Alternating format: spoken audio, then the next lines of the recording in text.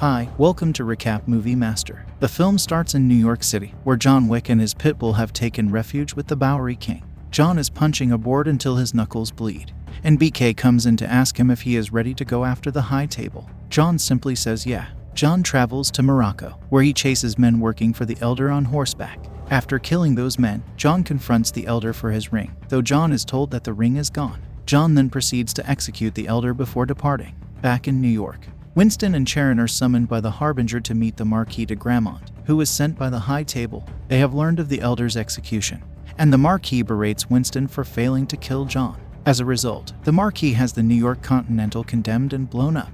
Winston is deemed excommunicado, and to rub it in deeper, the Marquis shoots Charon in the chest. Winston stays by his friend's side as he dies, saying it should have been him. In Paris, a blind assassin named Kane is standing in the park as his daughter Mia is playing the violin in the park. Kane is called upon by the Marquis to go after John. Kane says he is retired, but the Marquis threatens Mia's life if Kane refuses the orders of the High Table. John heads to the Osaka Continental, managed by his old friend Shimazu Koji, where his daughter Akira is his concierge. Koji meets with John on the roof, agreeing to give him sanctuary in secret, although Akira doesn't trust John being there. Soon, the Marquis' right-hand man Chitty arrives with his hit squad in an attempt to lure John out. Koji's own men show up and face off against the High Table assassins by firing arrows in the darkness. When the hitmen make it to the roof, John grabs his gun and starts to do what he does best. While Koji's guards are able to fight off most of the High Table hitmen, Kane arrives and begins his own body count, setting up traps to help him hear where his targets are moving before using his sword and gun to kill the men.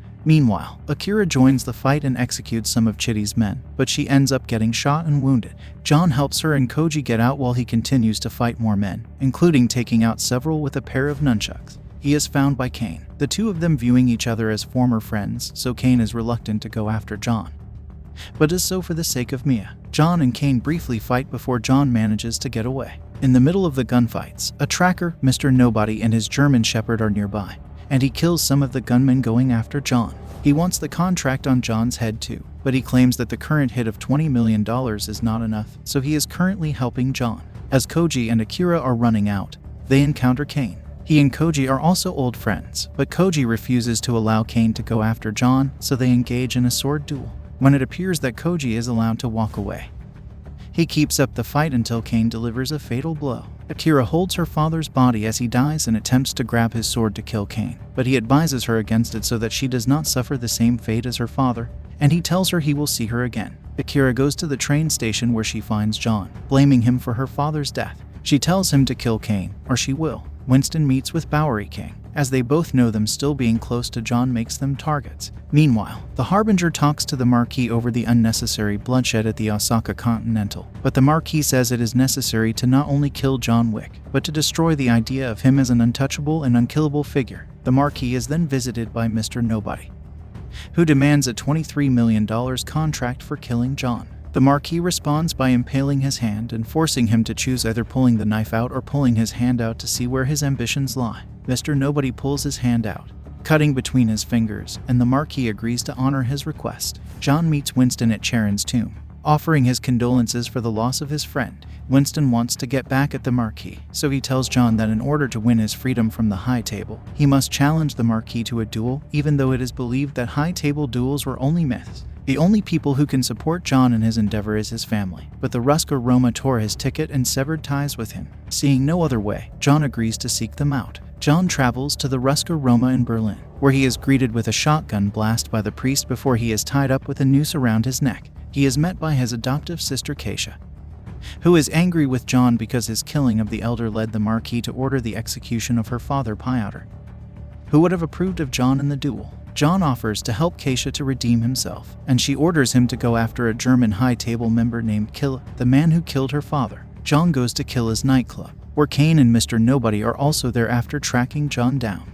The three sit for a card game with Killa, where Killa cheats before having his men go after the three assassins. While Kane and Nobody hold their own against the thugs along with Nobody's dog, John goes after Killa throughout the club in the midst of oblivious clubgoers. John slices Killa's neck with a card and fights him, though Killa uses his strength and weight against John. Killa's men go after John and meet predictably bloody ends. Killa pushes John over a balcony, but it is not enough to stop him. John eventually corners Killa and knocks him over a stairway, sending him falling until he smashes headfirst onto the ground, killing him. John then takes one of Killa's gold teeth as proof of his death and brings it to Keisha, who reacts approvingly and helps John undergo the ceremony where he is branded with the family's crest and given support for the duel. Winston visits the Marquis with the official challenge document from John for the duel. Despite the Marquis trying to refuse, Winston reminds him that he is still bound to the High Table and its customs, so he must go through with it. In addition, Winston demands that if John wins, Winston will no longer be excommunicado, and his Continental will be uncondemned and rebuilt as it were, with his management reinstated.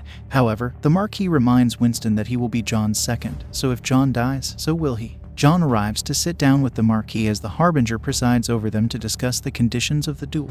They will meet at the Sacré-Cœur in Paris at sunrise, and will duel with guns. If either of them fails to show up before the deadline, it will be an automatic forfeiture and grounds for execution. Cain will be the Marquis' second, and he agrees to allow him and his daughter free if he can kill John. John goes to a church where he sits to pay tribute to Helen. Cain meets him there in a friendly manner, telling him about Mia and what he has to lose. John later meets with Winston and Bowery King, the latter giving him a new gun and bulletproof suit. The Harbinger reminds the Marquis of what would happen within the High Table if he were killed by John, to ensure that John does not make it to the Sacré-Cœur on time. The Marquis deploys Chitty and his thugs to go after him. A radio DJ also announces to other listening assassins that the bounty on John is set for anyone who can kill him before sunrise. As John makes his way to the Sacré-Cœur, scores of assassins go after him. He faces off against gunmen in the streets, even getting into the traffic around the Arc de Triomphe, shooting the bad guys or letting them get hit by cars. The High Table keeps track of his whereabouts, leading to more assassins going after him. John enters a warehouse full of bad guys and fires explosive rounds at them. At the same time, nobody helps take out some of the assassins and contacts the Marquis, demanding a higher payment. The Marquis ultimately agrees to a $40 million contract, luring out more desperate hitmen. John finally makes it to the steps leading up to the Sacré-Cœur, killing several more assassins before Chitty shows up and knocks him all the way back down the steps. Cain shows up to help John get to the top, helping him kill Chitty's guys. Nobody arrives as well, fighting Chitty because he threw his dog into traffic. With John's help, Chitty is brought down. The dog bites him in the balls, and nobody puts a bullet in his head. For good measure, the dog also pees on Chitty's face. John makes it mere moments before the sun rises. He and Cain grab their pistols as they engage in an old-fashioned duel. Both manage to hit each other twice. On the third round, Cain shoots John in the gut, but John doesn't fire. The Marquis then orders that he claim the coup de grace so that he may be the one to kill John Wick. He grabs his gun and aims for John before Winston tells him he's an arrogant asshole and reminds him John didn't fire his last round.